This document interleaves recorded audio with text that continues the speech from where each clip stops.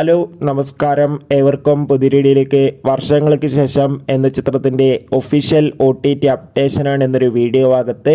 വീഡിയോയിലേക്ക് വരുമ്പോൾ ഈ വീഡിയോ ലൈക്ക് ചെയ്യുക, ചാനൽ സബ്സ്ക്രൈബ് ചെയ്യാൻ വേണ്ടി ശ്രമിക്കുക.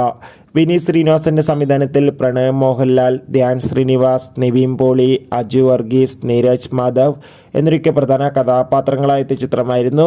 വർഷങ്ങൾക്ക് ശേഷം ചിത്രത്തിന് അതിഗംഭീരമായ പോസിറ്റീവ് റെസ്പോൺസ് തന്നെയാണ് സ്വന്തമാക്കാൻ വേണ്ടി സാധിച്ചിട്ടുണ്ടായിരുന്നത്.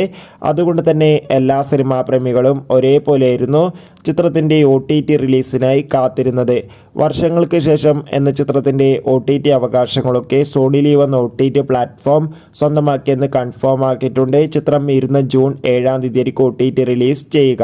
എന്തായാലും കാത്തിരിക്കാം. വർഷങ്ങൾക്ക് ശേഷം എന്ന ചിത്രത്തിൻ്റെ OTT റിലീസിനായി ചിത്രം കണ്ടവരുടെ അഭിപ്രായം കമൻറ്റ് ചെയ്യൂ.